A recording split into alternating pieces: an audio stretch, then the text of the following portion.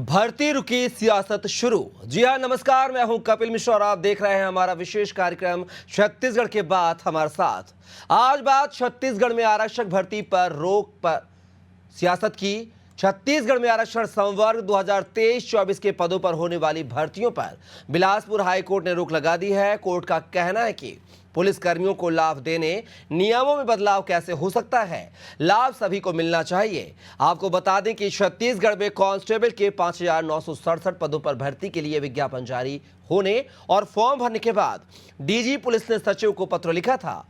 पत्र में नियुक्ति प्रक्रिया में पुलिस विभाग में कार्यरत और पूर्व कर्मचारियों के बच्चों को छूट देने का जिक्र था। पत्र में सुझाव दिया गया था कि भर्ती नियम 2007 की कंडिका 9(5) के तहत भर्ती प्रक्रिया के मापदंडों को शिथिल किया जा सकता है।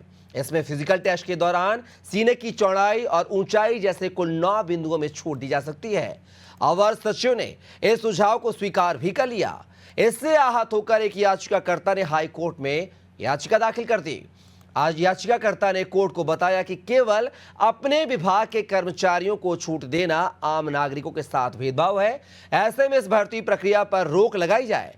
मामले में वकील की ओर से पेश दलीलों को सुनने के बाद हाई कोर्ट ने भर्तियों पर रोक लगा दी है और कहा है कि नियम के तहत डीजीपी को अधिकार दिया गया है, लेकिन इसका मतलब ये नहीं है कि वो मनमानी छूट देंगे। हाई कोर्ट ने कहा है कि नियम का लाभ सभी वर्ग के लोगों को मिलना चाहिए। कोर्ट ने यह भी कहा है कि पुलिस अपने फायदे के लिए ये रूल बना ले, यह पद का दुरुपयोग है। कोर्ट का फैसला आने के बाद सियासत भी शुरू हो गई है। कांग्रेस ने कहा है कि नियमों को ताक में रखकर नियुक्ति की जा रही थी, इसलिए हाई कोर्ट ने रोक लगाई है। इस पर पलटवार करते हुए भाजपा ने कहा है कि कांग्रेस के शासनकाल में कोई नियुक्ति नहीं निकली है। इस प्रकार दोनों पार्टियां एक दूसरे पर आरोप प्रत्यारोप लगा रही हैं। लेकिन सबसे बड़ा सवाल यह है कि छत्तीसगढ़ में पुलिस भर्ती में पुलिस वालों के बच्चों को छूट देना क्या जरूरी है? क्या इससे भर्ती प्रक्रिया की पारदर्शिता पर सवाल पैदा नहीं होंगे? आज की चर्चा इन्हीं सवालों के इर्द-गिर्द है, लेकिन उससे पहले कुछ प्रतिक्रियाएं सुन लेते हैं। देखिए, सरकार नियमों को अपने हिसाब से ताक पे रख के भर्ती प्रक्रिया चालू की थी, तो स्वाभाविक हाईकोर्ट उसमें रोक लगना ही था। सरकार को नियम कानूनों का पालन करना था, युवाओं के हितों में निर्णय लेना था, तो इस प्रकार की रोक लगने की संभावना नहीं रहती। देखिए, जिस कांग्रेस की सरकार में एक भी भर्ती नहीं हुई, भर्ती के नाम पर घोटाले हुए, हमारी नीयत साफ है। हम लगातार भर्ती के लिए विज्ञापन निकाल रहे हैं, नौजवानों को अवसर दे रहे हैं। माननीय उच्च न्यायालय से स्थगन आया है और निश्चित रूप से सरकार का पक्ष रखेंगे और भर्ती की प्रक्रिया को माननीय न्यायालय के निर्देशानुसार आगे बढ़ाएंगे। तो सुना आपने, यहाँ पर भर्ती रुकी है और सियासत शुरू हो चुकी है। दोनों ही दल एक दूसरे को जो है जनहितैषी बनाने की कोशिश कर रहे हैं। इस पूरे मुद्दे पर चर्चा करने के लिए हमारे साथ एक विशेष पैनल जुड़ा हुआ है। चलिए परिचय करवा देता हूँ। इस मुद्दे पर चर्चा के लिए हमारे साथ जुड़ गए हैं बीजेपी प्रवक्ता आलोक सोनी जी, साथ ही कांग्रेस प्रवक्ता आशीष यादव जी और वरिष्ठ पत्रकार रमेश पांडे जी हमारे साथ हैं। तीनों मेहमानों का बहुत बहुत स्वागत है हमारी चर्चा में। मेरा पहला सवाल जो है बीजेपी प्रवक्ता आलोक सोनी जी आपसे है कि ये बताइए, अभी तक तो बॉलीवुड में सुना था कि नेपोटिज्म होता है, भाई भतीजावाद होता है, लेकिन सरकारी नौकरियों में कब से शुरू हो गया? और इसकी जो पहल है, नियम तो 2007 में बना दिया गया था, लेकिन इसकी पहल जो है किसी राज्य सरकार ने नहीं किया। आपकी सरकार ने पहले नंबर पर यह नियम जो है का पालन किया है और नियम भी आपकी सरकार में ही बना था 2007 में। क्या कहेंगे, क्या सरकारी कर्मचारियों के बेटे बेटियों को ही सरकारी नौकरी यानी पुलिस भर्ती में लाभ दिया जा सकता है, उनको ही छूट दिया जा सकती है? क्या आम व्यक्ति का जो बेटा है या बेटी है, क्या वो इस भर्ती प्रक्रिया के लिए सक्षम नहीं है? कपिल जी, आपके सभी दर्शकों को मेरा नमस्कार और इस पत्रकार कांग्रेस प्रवक्ता को मेरा नमस्कार। जो भी मामला है, वर्तमान स्थिति में इस पे टिप्पणी करना, ये जो है माननीय उच्च न्यायालय के आदेश की अवहेलना होगी, ऐसा मैं समझता हूँ। अरे मैं नियमों की बात कर रहा हूँ जी, नियम तो आपने बनाए थे, छूट आपने दी थी, उस पर बात करिए ना। कोर्ट के बाद की बात वही मैं कह रहा हूँ कपिल जी, वही मैं कह रहा हूँ। लेकिन चूंकि आपने इस मामले को प्रकाश पे लाया है और ये वो आज का मुद्दा बना हुआ है, तो इस मुद्दे पे मैं बात करूंगा कि देखिए, जो भी स्थिति या प्रवृत्ति है या जो नियम कानून बने हैं, किसी एक व्यक्ति विशेष के लिए नहीं है। ये पूरे समस्त विभाग में जो कर्मचारी कार्यरत है, उनके परिजनों को जो विशेष छूट दी जा रही थी, उसके साथ बने हैं। किसी व्यक्ति विशेष के लिए ऐसी कोई छूट वाली बात है नहीं, पहली बात। दूसरी बात, यदि माननीय उच्च न्यायालय ने इस पर संज्ञान लेते हुए अगर किसी अभ्यर्थी ने वहां पे केस लगाया है और माननीय उच्च न्यायालय ने इस भर्ती प्रक्रिया पर रोक लगाई है और सरकार का उसमें कहना चाहिए सरकार की स्थिति और सरकार का जो पक्ष रखने को कहा गया है, तो सरकार उसमें अपना पक्ष रखेगी। उसके बाद माननीय उच्च न्यायालय जिस भी प्रकार का गाइडलाइन हमको देती है उसके अनुसार भर्ती प्रक्रिया की जाएगी। लेकिन आलोक जी, ये किस किताब में लिखा है, किस नियम में लिखा है कि पुलिस वाले का बेटा पुलिस वाला ही बनेगा? ये बताइए मुझे आप। देखिए, भर्ती प्रक्रिया में यदि कुछ अंकों का उसे अगर विशेष सहयोग मिल रहा है, इसका ये मतलब नहीं है कि उसकी नियुक्ति जो है वो कंफर्म हो गई। ये विशेष लाभ क्यों दे, लेकिन आलोक जी लाभ क्यों दे? सब कुछ समान रखे ना, जिसमें जो गार्ड्स होंगे, कैपेबिलिटीज होंगी, वो आएगा। बिल्कुल। अब ये थोड़ा ना कि पुलिसकर्मी का बेटा है, बेटी, तो उसको छूट दे दी जाएगी। उसमें भी नहीं, छूट की तो बात ही नहीं है। सिर्फ कुछ भर्ती प्रक्रिया के कुछ विशेष नियम को शिथिल किया गया और वो भी नियमानुसार किया गया। ऐसा नहीं है कि कोई नए नियम ला दिए गए। लेकिन यदि माननीय उच्च न्यायालय यदि उसमें कोई बात रखते हैं, यदि कोई दिशा निर्देश राज्य शासन चलिए आलोक जी, एक सवाल मेरा, एक सवाल आलोक जी, एक सवाल है मेरा। एक बात कपिल जी, मैं एक बात, हमने छत्तीसगढ़ के नौजवानों के लिए सोचा, उनके लिए भर्ती निकाली। लगातार सरकार आते ही उनके लिए वो काम कर रही है। एसआई की भर्ती की हमने लिस्ट जारी कर दी, उसकी लिस्ट जारी करके अब एसआई की भर्ती की प्रक्रिया शुरू हो गई है। और तो और पीएससी की भर्तियों की प्रक्रिया शुरू हो गई। पिछले 5 वर्ष में कांग्रेस ने एक भी भर्ती नहीं की, उल्टा किया क्या, पीएससी में घोटाला किया, जो छत्तीसगढ़ के जो नौजवानों के साथ में जो छल किया। अब चलिए, अब आप लाइन पर आ गए, मेरा सवाल भी सुन लीजिए। पूर्ववर्ती सरकार ने सीजीपीएससी में घोटाला किया, तो आप क्या उनसे कम है क्या? आप भी तो उन्हीं की राह पर चल रहे हैं साहब। नहीं, ये जो भर्ती प्रक्रिया में इतनी शूदन मानदंड, यानी एक आम छत्तीसगढ़ नागरिक का बेटा है तो वो कैपेबल नहीं है पुलिस भर्ती के लिए, लेकिन पुलिस कर्मी का बेटा है और पूर्व कर्मचारी का बेटा है तो वो कैपेबल है पुलिस भर्ती के लिए। कैपेबिलिटी की बात नहीं, ये सभी सक्षम, सभी लोग इसमें आवेदन कर सकते हैं। केवल विशेष जो उनको छूट तो दे रहे हैं ना, सीने चौड़ाई में, हाइट में छूट तो दे रहे हैं, तमाम मापदंडों में छूट तो दे रहे हैं ना। कपिल जी फिर से सुनिए, किसी को भी व्यक्तिगत रूप से कि किसी अधिकारी के बेटे को नियुक्ति करना है, कलेक्टर बनाना है, किसी बिजनेसमैन से लाखों रुपए लेकर के नियुक्ति करनी, ये स्थिति ऐसी भारतीय जनता पार्टी सरकार नहीं, कांग्रेस की सरकार में किया गया था। आज टामन सिंह सोनवानी से क्या नाता है, भूपेश बघेल जी को स्पष्ट करना चाहिए कि क्यों सारे अधिकारी कर्मचारियों के बहु बेटियों बच्चों को कलेक्टर और डिप्टी कलेक्टर के पद बांट दिए गए थे रेवड़ी की तरह। क्या छत्तीसगढ़ की जो युवाओं के साथ जो छल नहीं किया गया था? इसका जवाब पहले सुशीलानंद शुक्ला जी को, प्रवक्ता जी को और माननीय भूपेश पूर्व मुख्यमंत्री, उनके जो प्रवक्ता बैठे हैं आशीष यादव जी, हम उनसे ले लेते हैं। आशीष जी, जो अभी रोक लगी है कांस्टेबल भर्ती प्रक्रिया में, उस पर तो चलिए रोक लगा दी, हाई कोर्ट ने मध्यस्थता कर दी है। हालांकि आपकी भी कोई इसमें सहज भूमिका नजर नहीं आ रही, क्योंकि हाई कोर्ट के स्थगन के बाद ये रोक लगी है। विपक्ष इस पूरे मसले पर क्या कर रहा था? क्या विपक्ष की नाकामी रही है जो सरकार एक तरफा फैसले लेती गई? 2007 में ये जो नियम है कर्णिका 9(5) बनाया गया था, बीच में आपकी सरकार आई, इस नियम को शिथिल क्यों नहीं किया गया आपकी सरकार ने? क्या आपकी सरकार भी चाहती थी? क्या सीजीपीएससी इसी का उदाहरण मान लें हम? देखिए, हमारी सरकार ने इन नियमों के साथ भर्ती नहीं निकाली थी, पहली बात तो। और जो आलोक जी लगातार कह रहे हैं, मैं सुनता आ रहा था, आलोक जी से सवाल पूछा जा रहा है कि भैया ये नियम क्यों लगाया गया, क्या पुलिस कर्मियों को देने के लिए, लाभ देने के लिए लगाया गया था क्या? उस बात को छोड़कर वो वापस जंप कर जाते हैं सीजीपीएससी। अरे जांच हो रही है सीजीपीएससी में, जो सामने आएगा, जो दोषी होगा वो जेल जाएगा, इतनी सी बात है। अभी वर्तमान में सरकार आपकी है, वर्तमान में सरकारी भर्तियां आप निकाल रहे हैं और गलत निकाल रहे हैं, तो हाईकोर्ट को इंटरवीन करना पड़ रहा है। हाईकोर्ट इंटरवीन कर रही है तो विपक्ष सवाल पूछ रहा है, उस सवाल का जवाब दे दीजिए। हाँ, आप कह रहे हैं कि योग्यताओं को नहीं ऐसा नहीं किया गया था, कुछ अंक, अरे कुछ अंक किसमें, कुछ अंक किसमें आप रियायत दे रहे थे?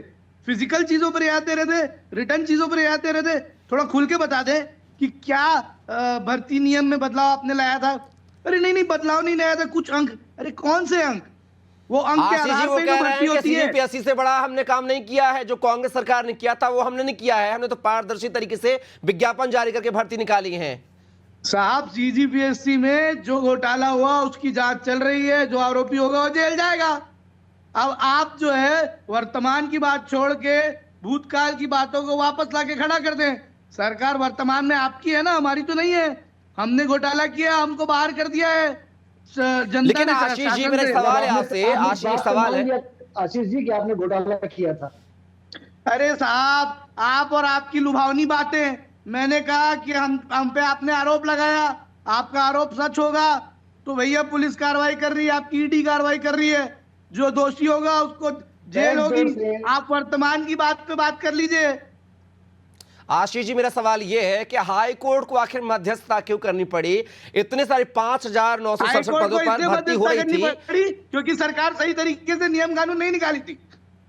मैं वही आप बोल एक रहा हूं, बात विपक्ष क्या कर रहा था? हाईकोर्ट ने आखिर क्यों इंटरवीन छत्तीसगढ़ किया? का विपक्ष क्या कर रहा था? क्योंकि मेरा सवाल यह है।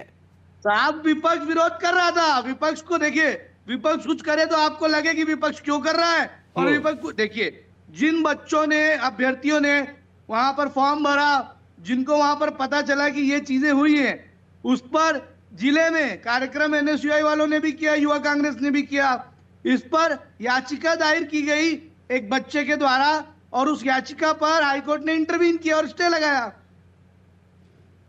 चलिए, आप भी यहाँ से जो है कुल मिला के मतलब बोले ना कि रंग लगाना चोखा और सब हो गया अच्छा अच्छा। चलिए रमेश पांडे जी, क्या कहेंगे जिस तरीके से हाई कोर्ट ने इंटरप्ट करके जो है राज्य सरकार की भर्ती प्रक्रिया पर रोक लगा दी है और अब जो है विपक्ष उसको भुनाने की कोशिश कर रहा है, हालांकि हाथ कुछ नहीं विपक्ष का, हाई कोर्ट के इंटरप्शन के बाद जो है रुक लगी है।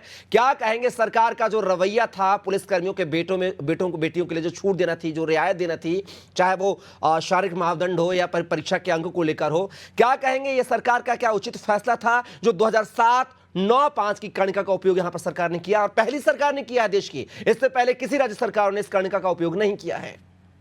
देखिए, पूरी घटनाक्रम को समझने की कोशिश करिए जी।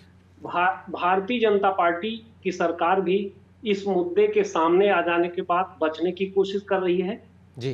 और कांग्रेस पार्टी भी इस मुद्दे को आने के बाद अपने को एक फायदा उठाने की कोशिश कर रही है जी। दोनों पार्टियां अपनी अपनी तरीके से इसका फायदा उठाना चाहती हैं, जबकि दोनों पार्टियों को इसकी सच्चाई तक पता नहीं थी कि क्या हो रहा है जी। ये पूरा मामला अफसरों का है। अफसर सरकार को कैसे गुमराह करके बीच का काम निकाल लेते हैं, ये उसका एक जीता जागता उदाहरण।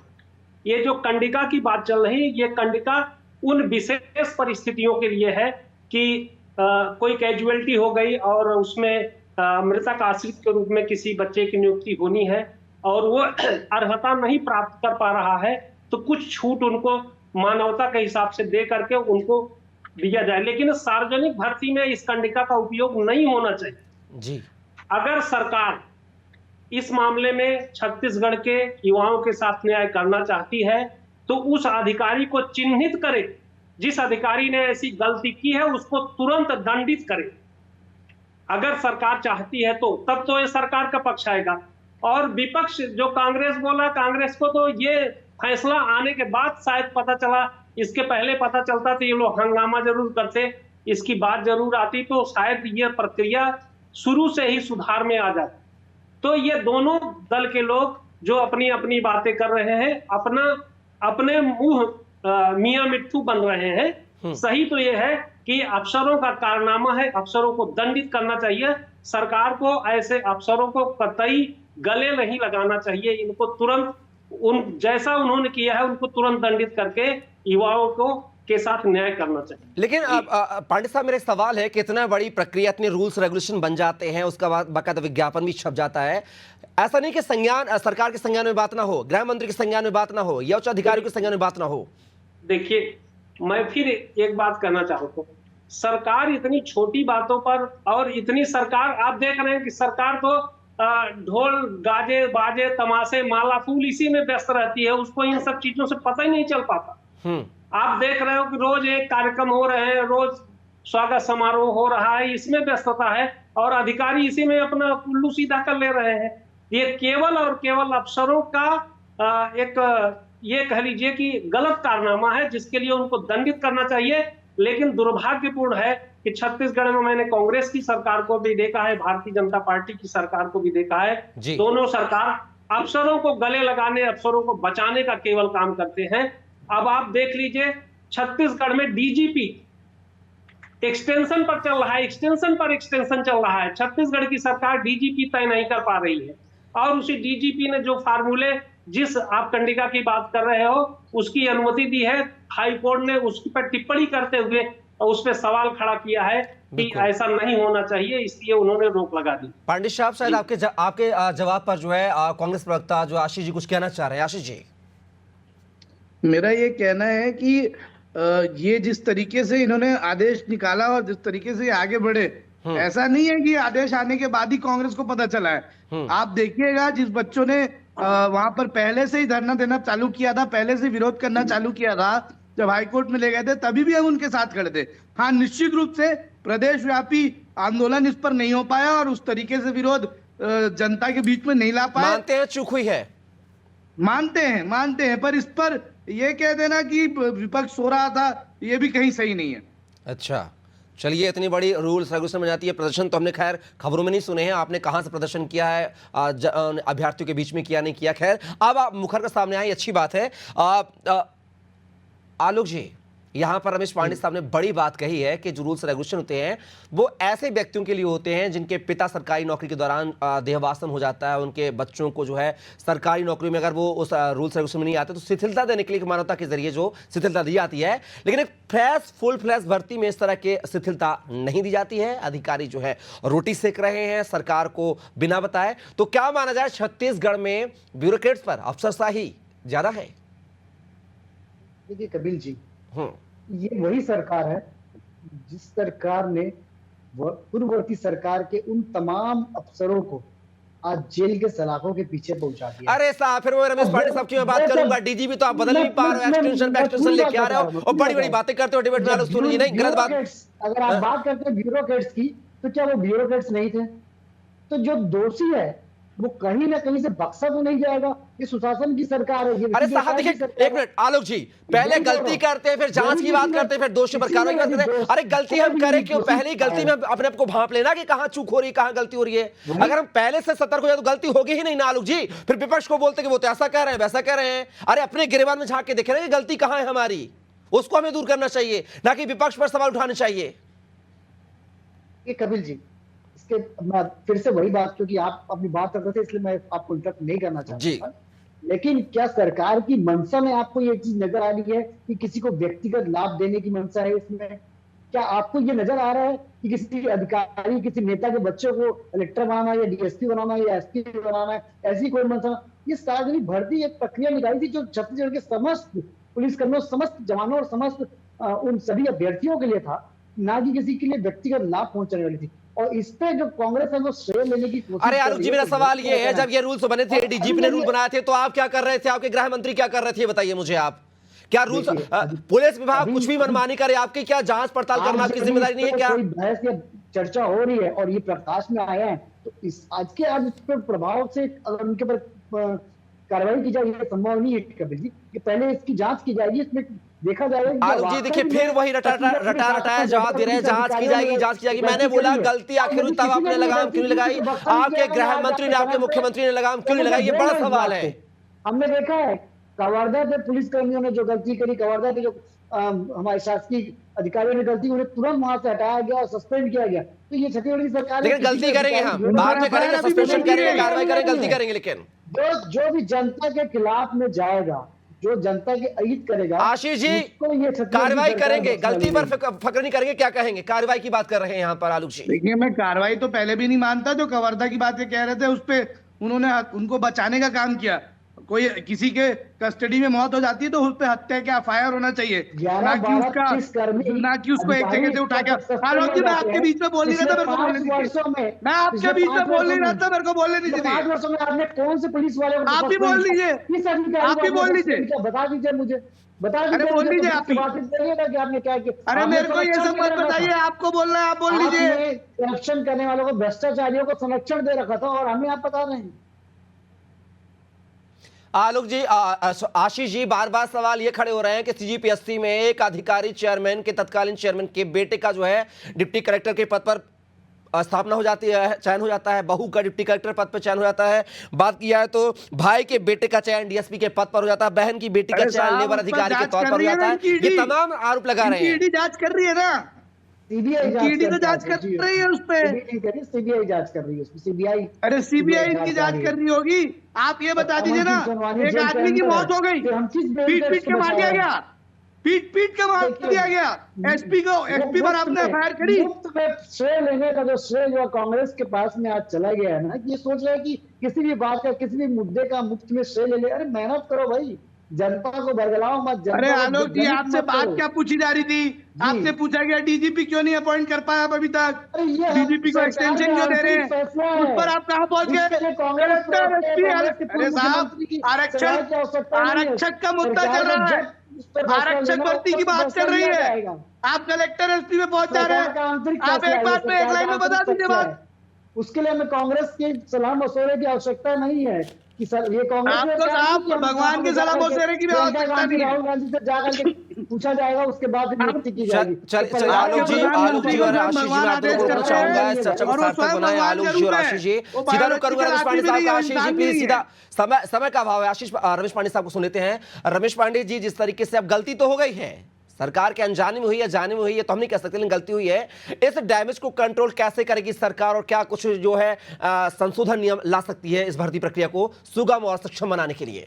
देखिए, सरकार के पास अभी मौका है जी कि सरकार इस पूरे मामले को गंभीरता से ले। जैसा आलोक जी कह रहे हैं कि मैं इस बात से सहमत हूं कि फौरी तौर पर इसके लिए एक समय निर्धारित करके किसी सक्षम अधिकारी से जांच करा लें कि इस कंडिका के नियम का सार्वजनिक उपयोग करने के लिए क्या सरकार से अनुमति ली गई थी, अनुमति नहीं ली गई थी, किस अधिकारी ने ऐसा किया और क्यों किया, उसकी मंशा क्या थी, उसको चिन्हित करके उसको दंडित कर दे और हाईकोर्ट को अपना जवाब दे दे, अपना पक्ष रख दे और भर्ती प्रक्रिया फिर से शुरू कर दे जो सही नियमों के तहत। ये सरकार के पास अभी पूरा मौका है।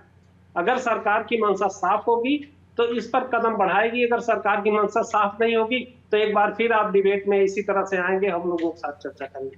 जी चलिए रमेश पांडे साहब, इस चर्चा में आपने बहुत सार्थक अपने जो वक्तव्य रखे हैं उसके लिए बहुत बहुत शुक्रिया। साथ ही आशीष जी आपका, आलोक सोनी जी आपका भी बहुत शुक्रिया इस चर्चा का हिस्सा बनने के लिए। तो अब देखना होगा कि भर्ती को लेकर जो है, कांस्टेबल भर्ती प्रक्रिया को लेकर जो है सरकार अब क्या कुछ जो है रवैया अपनाती है, संशोधन नियमावली करती है या नहीं, या फिर जिस तरीके से एक तरफा जो रवैया रहा है सरकार का भर्ती प्रक्रिया को लेकर, डीजीपी का हो या फिर मैं बात करूं अपर सचिव का, लगातार क्या इस तरीके की जो अनियमितताएं हैं वो सामने आएंगी या फिर हाईकोर्ट के फैसले का सम्मान करते हुए जो सरकार और सत्ता पक्ष नजर आएगा, ये देखना दिलचस्प होगा। फिलहाल के लिए हमारी चर्चा में बस इतना ही। आप बने रहिए नादी टीवी के साथ। नमस्कार।